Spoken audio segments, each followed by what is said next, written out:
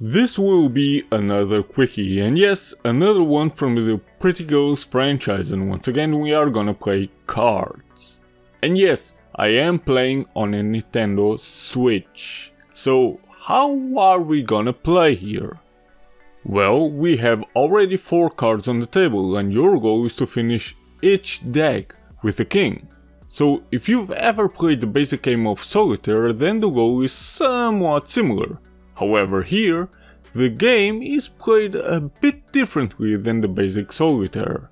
These are the 4 open cards on the table. This is your face down deck, and you will draw cards one by one. Under the 4 open cards are empty fields where you can place your drawn cards if you aren't able to use them right away. These bars indicate which card you need to use next to advance on each deck to finish it. The first deck goes from 2 to king, but the next 3 are a bit random, but still end with a king. And basically this is how the game works. You draw a card, and if you can use it right away on any of the 4 decks, then good. If you can't, then you will have to place it on one of the available empty fields. But if you need help to finish each deck, well, here you go. If you press Y on the Nintendo Switch Pro controller, then you may draw a few more cards at once, which may help you out to plan a bit ahead on how to place the cards. Press X to allow the computer to randomly move a card on the field onto the deck. Meaning, if a card that you actually need is behind another card on the open field, then you can press X to remove it to advance the deck. And yes, this happens randomly, and you may only use it 5 times per match. ZL allows you to shuffle the deck. This basically means outside of the cards that were already placed in the 4 decks, every other card will be reshuffled and placed face down again. You may use it at any time, but again, you can only use it once. However, pay attention, because each time you expose, move or shuffle, you add time to your counter. So if you wanna go for records or something, it's in your best interest to not use any of these 3. Overall, you also have 5 difficulty levels, and the higher the difficulty, the less spaces you will have to place the cards you don't need for now.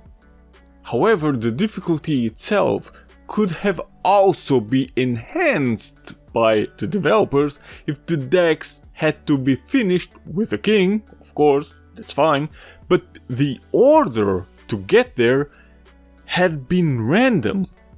Because ultimately the order is always the same with all girls and every single difficulty level. But the order of the face down deck is actually random, so yeah, okay. Since this is basically how the game itself works, let's take a look at what you will choose and your goal before you play with the cards. You choose your girl, play the game in the indicated difficulty, and there you go. If you wanna unlock every girl and every costume, you need to beat the game these many times in this difficulty, which can be a bit tedious if you don't enjoy card games like these. But since I actually do enjoy it, I've unlocked everything, but then again, while there are 8 girls in total, each one only has 2 costumes. That's actually quite a shame, especially regarding Itsuki. She is the best girl over here. However, regarding Farina and Yurisusu, while I won't show you the costumes, not to spoil too much, play it for yourself, their last costumes are essentially the same, even though each girl had their own costume up until that point. Seems a bit lazy to give those 2 the exact same costume for whatever reason. In the end though, this was it? Well, okay, maybe not. Maybe since you play each game for around 6 to 8 minutes or something, there could have been a few more music tracks for the background so it doesn't sound repetitive. And oh yeah, the dressing room, I almost forgot. Going there lets you enjoy the pictures of the girls, but it's very limited and doesn't really serve a purpose. Because let's be honest, the girls, their costumes, their 3 expressions only, and even the backgrounds, you will experience it all while you play the card game itself. So the dressing room is rather useless. If they included a bit more exclusive poses, maybe 1 costume per girl or something like that, exclusive to the dressing room, after you've unlocked it of course, then I would be able to justify this option. But as is, not even the diorama mode justifies this option. Because in the diorama mode, yeah, you can change the backgrounds, you can change the girls, you can change their costumes, but the only thing that's worth doing is zooming in and zooming out. Meaning if you zoom out, you see the girl in its entirety. Which is something you cannot do while playing the game. But hey, the girls were nicely drawn and looked rather fine.